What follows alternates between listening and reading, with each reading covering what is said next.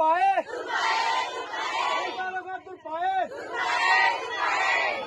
বাকিৰা পুনঃস্থাপন দিবই লাগিব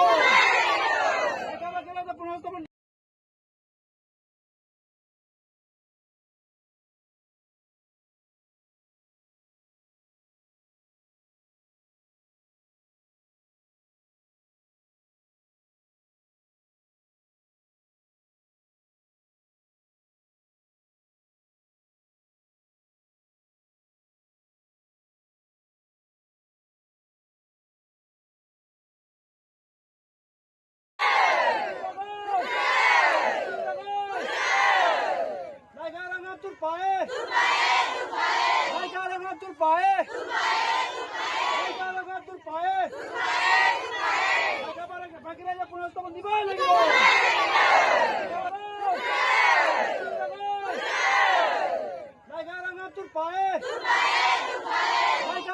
পায়ে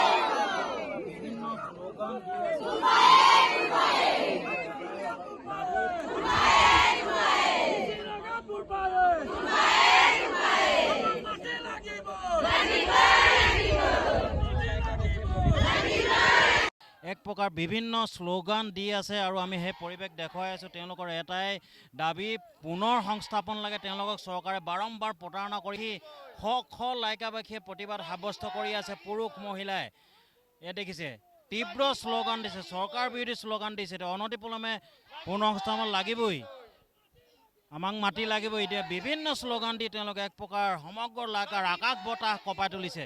আমি কিছু লোক আছে মত লোৱাৰ প্ৰয়াস কৰিম। কৈছোঁ আমাৰ যিটো প্ৰপ'জেল দিয়া মাটিটো যদি পাহাৰপুৰটো যদি দিব নোৱাৰিলে আমাৰ নিজৰ ডিব্ৰু চৈখোৱা ৰিজাৰ্ভত সোমাই পিনে আমি ডিব্ৰু চৈখোৱা ধ্বংস কৰিম বুলি আমি ৰাইজে ঘোষণা কৰিছোঁ। আজিৰ পৰা আমি প্ৰতিবাদ কৰিছোঁ। যদি মাটি দিব নোৱাৰিলে এই ডিব্ৰু চৈখোৱা ৰিজাৰ্ভক আমি ধ্বংস কৰিম বুলি ওখ ঠাইত বিচাৰি আমি তাত ঘৰ বনাম বুলি আমি আমাৰ ৰাইজে ঘোষণা কৰিছোঁ। আজিৰ পৰা আপুনি দেখিছে আমাক কিমান বছৰ পিছত নামপাই পাহাৰক দিলে, কিন্তু আমাক পাহাৰপুৰটো এতিয়ালৈ দিব নোৱাৰে ডি চি ছাৰে। এইটো কাৰণে ডি চি ছাৰক মই ইমান ৰিকুৱেষ্ট কৰিছোঁ, যদি আমাক যদি এই প্ৰপ'জেল দিয়া মাটিটো যদি দিব নোৱাৰিলে আমি ডিব্ৰু চৈখোৱা ৰিজাৰ্ভখন ধ্বংস কৰিম বুলি আমি ঘোষণা কৰিছোঁ। বিজেপি চৰকাৰ মিথ্যাচাৰ চৰকাৰ, ইয়াত বাকী আৰু পাকিয়ে চলে সিহঁতৰ। আমাক 5 বছৰ কাল হৈ গ'ল, আমাক সংস্থাপন দিম কৈ আজিলৈ দিয়া নাই। আমি 20 দিনৰ সময়সীমা বান্ধি দিছোঁ। 20 দিনৰ সময়সীমাৰ ভিতৰত যদি আমাক পুনঃস্থাপন প্ৰক্ৰিয়া আৰম্ভ নকৰে তেতিয়াহ'লে আমি গণ আন্দোলন কৰিবলৈ বাধ্য হ'ম। ৰাজপথলৈ যাবলৈ বাধ্য হ'ম, ৰাজপথলৈ যাবলৈ বাধ্য হ'ম। আমাক মাতি দিয়ক, আমি অসুবিধা হৈ আছোঁ। শিপিনি কৰিও টাউনলৈ পঠিয়াব নিদিয়ে, তাত চেকিং কৰে, মাছো লয়। কিহে কৰি আমি কাম? সেইকাৰণে আমাক পুনঃস্থাপন দিয়ক, আমাক মাতি দিয়ক, পাহাৰপুৰটো দিয়ক, সেইটো লাগিছে। আৰু আমি পুনৰবাৰ ইয়াত দেখিছে নদীৰ পাৰত কিদৰে শ শ পুৰুষ মহিলাই যদি সম্ভৱ হয় এইফালেও আমি দেখুৱাৰ কিছু প্ৰয়াস কৰিব। কেমেৰা পাৰ্চন হৈয়ে চাওক কেনেদৰে প্ৰতিবাদ সাব্যস্ত কৰি আছে নদীৰ পাৰত।